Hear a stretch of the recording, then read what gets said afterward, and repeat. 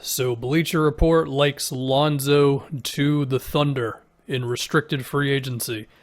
OKC, of course, has 1 million draft picks. They've also got a butt ton of cap space. And the rationale that they use is the idea that he can just fit into whatever OKC really needs him to do. They say, turned himself into a 3-and-D wing who makes a significant positive impact in the team's transition offense. Yeah, that's all true. And they say Lonzo, for being a very good role player, isn't quite what the Pelicans need. Don't know if I agree with that, but that's what they're going with. And they mention, SGA is great, which he is. They're woefully short on secondary playmaking. Yeah, I mean, they mentioned Lou Dort, and Lou has certainly made some progress this season, but I can see their rationale. The other thing about this, too, is because SGA is a good shooter, he can play off of another guard, right? And I think Lonzo, given his improvement as a shooter, he could play off of SGA. The one thing I would say about OKC and going for Lonzo, whoever else, if OKC gets the top pick and drafts Cade Cunningham, would Lonzo make sense then? If he can make threes, in theory, he could fit in anywhere. But I feel like he would be too much of a 3-and-D guy at that point, whereas to really maximize him, he needs to get the ball sometimes. So we'll see. The draft is like 3 days before free agency, but it's an interesting idea, picturing Lonzo in OKC. I think another question is, do the Thunder just want to use some of their cap space now? Maybe, they're going to max out SGA. That'll kick in, after next season. Horford's contract will eventually be gone, so that gives them some salary relief. I don't know. It's an interesting idea. And now we go down the rest. Markkanen restricted to San Antonio.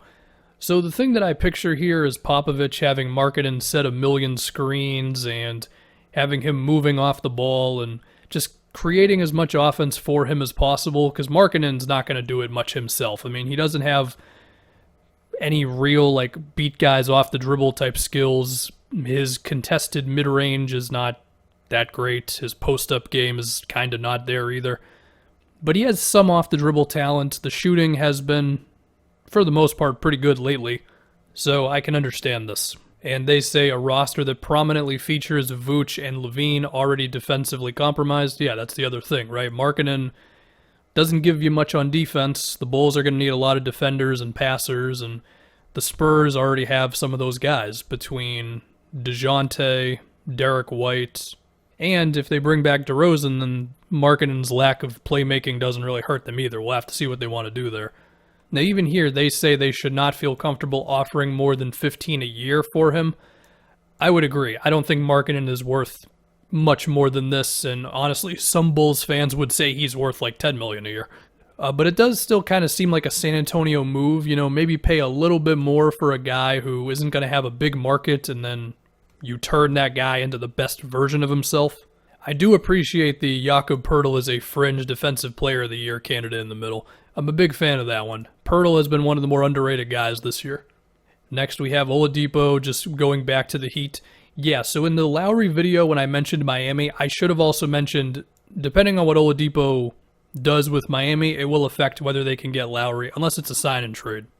They say a 2-year deal worth $50 million with the second year as a team option or a partial guarantee could get it done.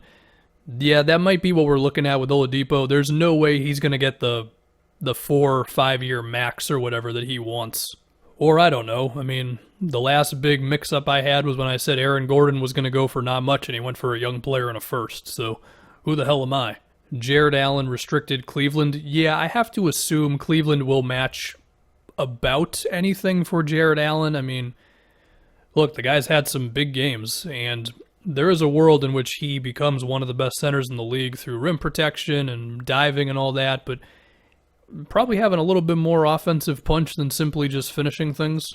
Not that I think he's going to super take off as a scorer, but more so, I think he's got some hook shots. I think he has shown some signs that he can develop as a shooter, mainly because his free throw percentages have been good. Oh, we got some defensive stats.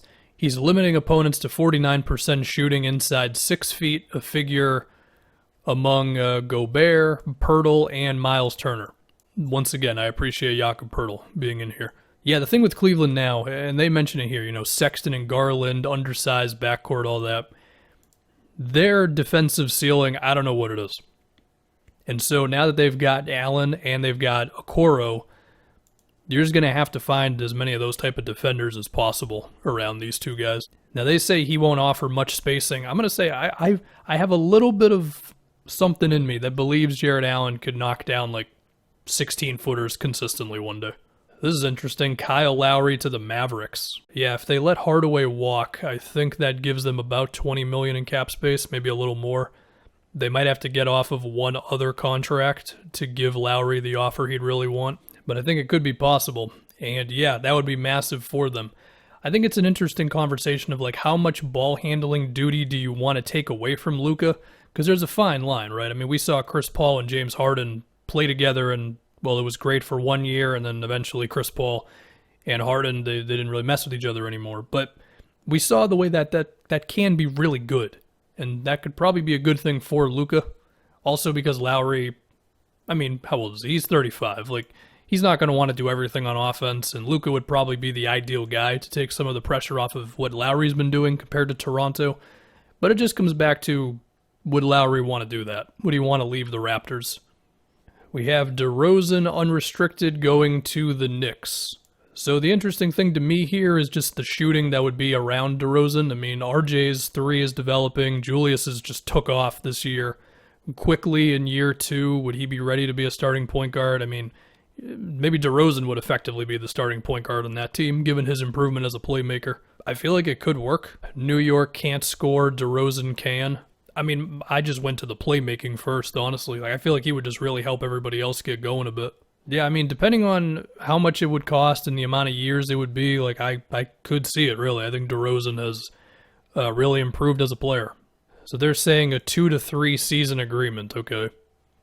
I don't think it's crazy. I don't. I mean, the DeRozan of, like, 4 years ago, maybe a little more so, but now, just given his improvement as a passer, maybe.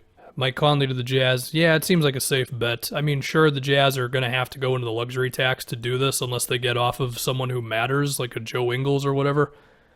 But my guess would be Conley will be back with Utah. Collins re-signing with the Hawks. I kind of feel like this is where this is going as well. Like, even if it's an overpay, are you really just going to let John Collins go? You know what I mean? Also, what the hell is this face by Millsap? And this face by Collins, to be fair. Next, we have Chris Paul coming back to Phoenix. I think there's like a teeny bit of fear there that he's going to bounce, but he's probably not going to. And I'm assuming number 1 is Kawhi, yeah, going back to the Clippers. It seems like he's going back to the Clippers. I mean, if Kawhi is dead set on staying in LA, like, where else is he going to go? I mean, Golden State, they play in San Francisco. That's far away. Also, the Warriors would have to pull off a cap miracle to be able to do that. Sacramento's bad, and Sacramento's far from LA. Like, it's just the Clippers.